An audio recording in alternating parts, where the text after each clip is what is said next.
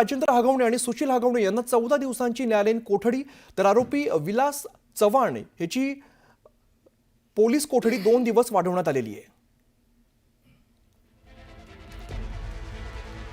Nilesh चव्हाणची police कोठडी आता 2 दिवसांनी वाढवण्यात आलेली आहे। हगवणे पिता पुत्राला 14 दिवसांची न्यायालयीन कोठडी देण्यात आलेली आहे। या क्षणाची मोठी बातमी समोर येते। हगवणे पिता पुत्रांना 14 दिवसांची कोठडी सुनावण्यात येते, तर निलेश चव्हाणची पोलीस कोठडी 2 दिवसांनी वाढवलेली आहे।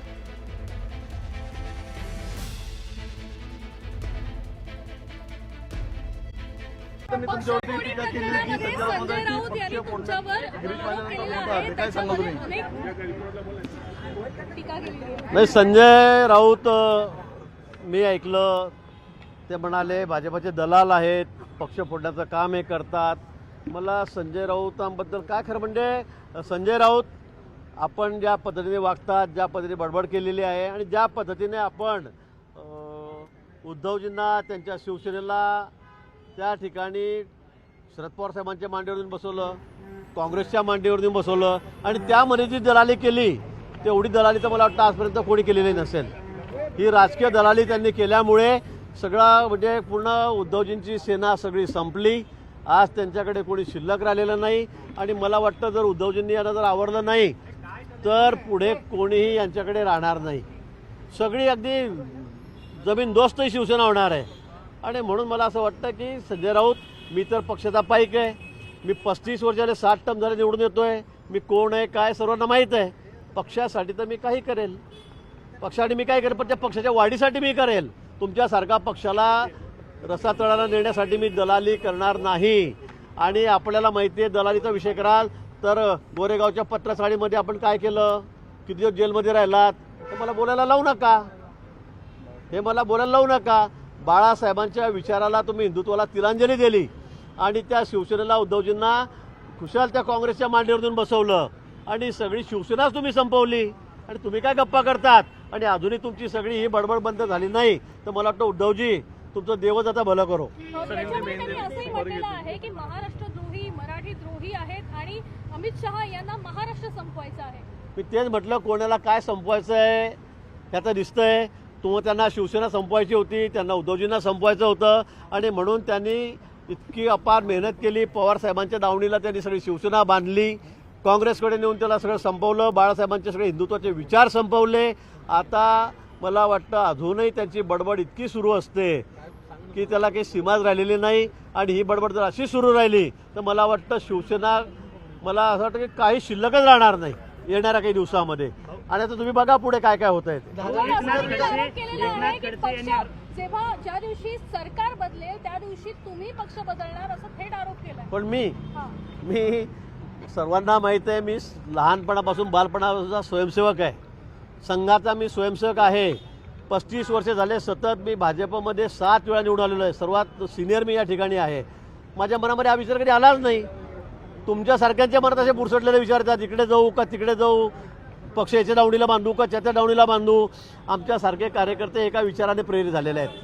आम्हाला कुठे जायची गरज नाही, सत्ता असो का नसो। 20 वर्ष मी विरोधात होतो त्यावेळेला मलाही खूप आमिष दाखवण्यात आली, पण मी किंचितही माझ्या विचारापासून दूर झालो नाही आणि आता तर काही प्रश्नच येत नाही। सुधाकर बडगुजर हे नाराज आहेत, ते म्हणलेले की मी पक्षामध्ये नाराज आहेत। तेच सुधाकर बडगुजर गेल्या अनेक दिवसांपासून संजय राऊत किंवा शिवसेना उद्धव ठाकरे या पक्षासाठी काम करताना पाहायला मिळत होते। त्यांनी मुख्यमंत्र्यांची भेट देखील घेतली, काय सांगाल? नाही, मला असं वाटतं की नुसत्या सुधाकर बडगुजरच नाही, अनेक नेते, म्हणजे नाशिक जिल्ह्याचंच म्हणत नाही, मी महाराष्ट्राचंही म्हणतो। आणि नाशिक जिल्ह्यात तर आता या शिवसेनेमध्ये राहायला कोणीही तयार नाही, कोणीच तयार नाही। हे असे लोक असताना कुणाची दुसऱ्याची दुश्मनाची गरज नाही। पक्षामध्ये संजय राऊत सारखे लोक असताना, त्यांची एवढी बडबड असताना दुसऱ्या कोणाची दुश्मनाची त्यांना गरज नाही। उद्धव ठाकरेंना त्यांचेच लोक त्यांचा पक्ष फोडण्यासाठी अगदी पुरे आहेत आणि तेच काम संजय राऊत या ठिकाणी करतायत।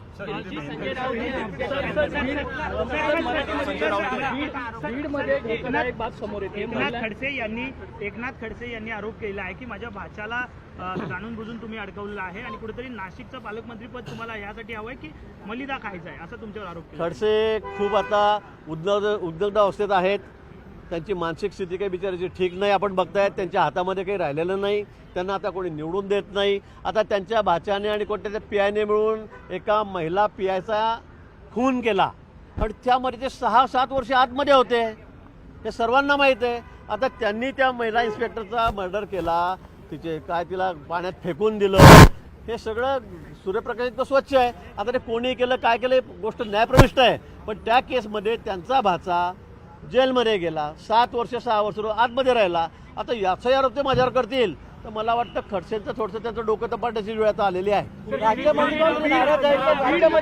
माहिती समोर येते. बीडमध्ये गर्भपिशवी काढण्यात आली महिलांची, कसं बघता तुम्ही याकडे? नाही जावाई पण म्हणतात ते की जावाई सुद्धा त्या ठिकाणी आतमध्ये होता, त्यातही माझा हात आहे. आता मला समजत नाही ईडीच्या त्या केसमध्ये, त्या भोसरीच्या केसमध्ये त्यांनी पैसे कुठून आणले, कुठे टाकले, जावाई का आत गेला, हे सगळं त्यांना माहीत आहे. अजूनही त्या फाईल सगळ्या जिवंत आहेत, त्या काही गेलेल्या नाही. फक्त वरती दिल्लीश्वरांच्या पाया धरायचे, तिने लोटांगणं घालायचे आणि त्यांना काहीतरी माझी कारवाई थांबवा म्हणून तिने रडायचं आणि इथे मोठ्या गप्पा करायच्या. आता बघू त्या फायलींचं काय होणार आहे. तर मी एकदा दिल्लीला जाऊन येतो. आलमट्टी धरणाच्या संदर्भामध्ये जयंत पाटील किंवा पश्चिम महाराष्ट्रातले जे विरोधक आहेत त्यांचं असं म्हणणं आहे की राज्य सरकार दुर्लक्षित करत आहे आणि याच्या संदर्भात ही मडगिरी कमिटी जी होती त्यांचं असं म्हणणं आहे की उंची वाढवलेले पूर येत नाहीये. तर काय खरी वस्तुस्थिती? ते मला वाटतं ही परिस्थिती आहे. म्हणजे ही गोष्ट सूर्यप्रकाश इतकी स्वच्छ आहे की आलमट्टीमुळे आज सांगली असेल, कोल्हापूर असेल या भागामध्ये महापूर येतो, शहरं पाण्याखाली जातात. ही वस्तुस्थिती आहे. त्याची उंची अजून जर वाढवली तर मला वाटतं दोन्ही शहरांना अजून मोठा धोका किंवा त्या भागातील अनेक गावांना मोठा धोका उत्पन्न होणार आहे आणि म्हणून त्याची उंची वाढवू नये यासाठी राज्य सरकार प्रयत्न करत आहे. माननीय मुख्यमंत्री या ठिकाणी प्रयत्न करत आहेत. आम्ही केंद्र सरकारलाही विनंती केलेली आहे आणि मला वाटतं की त्यामुळे निश्चित आम्हाला मोठा धोका निर्माण होणार आहे. त्यामुळे आलमट्टी धरणाची उंची वाढणार नाही याची मला सुद्धा खात्री आहे. राज्य मंत्रिमंडळ बैठकीमध्ये निर्णय घेण्यात आलेला आहे की धारावीच्या पुनर्विकासासाठी विभागाची जमीन देण्यात आलेली आहे. गर्भपिशवी काढण्यात आलेली आहे.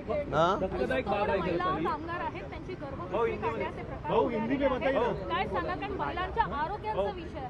नाही मला या संदर्भात तुम्ही सांगतात मला माहिती मी माहिती घेऊन सांगतो. धारावी विभागाची जमीन देण्यात आलेली आहे राज्य मंत्रिमंडळामध्ये. धारावी महत्त्वाची जागा मदर डेअरीची जागा जी आहे ती धारावी पुनर्वसन संदर्भात येण्यासंदर्भातला निर्णय झाला. धारावी पुनर्वसनाच्या संदर्भामध्ये मला असं वाटतं की माननीय मुख्यमंत्री महोदयांना सर्व अतिशय म्हणजे सुरुवातीपासून ज्यावेळेला ते पूर्वी मुख्यमंत्री होते तेव्हापासूनची सर्व त्यांना माहिती आहे, तांत्रिक माहिती त्यांना सर्व आहे. त्या संदर्भामध्ये कुठेही नियमबाह्य काम केलं जाणार नाही, कुठलंही नियमबाह्य काम केलं जाणार नाही आणि त्या ठिकाणी नियमाने जे असेल तांत्रिकदृष्ट्या तपासून तेच काम त्या ठिकाणी चाललेलं आहे.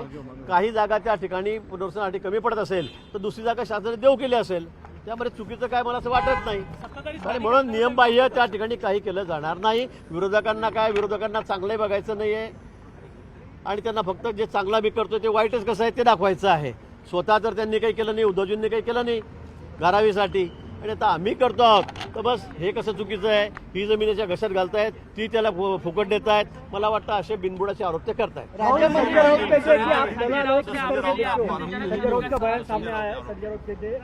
गिरीश महाजन दलाल है, जब हमारी सरकार आएगी तब बदला लेंगे. देखो मैं तो पार्टी का एक प्रमुख कार्यकर्ता हूँ. मैं 7 टर्म से 35 साल से मैं विधायक हूँ, मंत्री भी रह चुका हूँ 3 बार. संजय राउत क्या बोलेंगे उसका कोई भरोसा नहीं है. मैं तो ये कहूँगा कि संजय राउत आपने शिवसेना जो बाला साहब से विचारों से प्रेरित थी, हिंदुत्व से प्रेरित थी, आज उसका क्या हाल बना दिया आपने शिवसेना को एनसीपी के गोदी में जाके बिठा दिया. आपने कांग्रेस के साथ दलाली करके उसको वहाँ पे बिठा दिया और आज पूरी शिवसेना पूरी तरह से खत्म हो चुकी है. और अगर संजय राउत इसी तरह से बकवास करते रहे रोज सुबह उठकर तो बच्ची कुची शिवसेना भी अभी रहेंगे नहीं. उद्धव जी को छोड़कर सभी लोग चले जाएंगे. इसलिए मुझे उद्धव जी से ये रिक्वेस्ट करना है कि भाई इनको आप संभालो. अगर आपको थोड़ी बहुत शिवसेना आपकी बच्ची कुची जो आपके पास रखना है तो आप इनको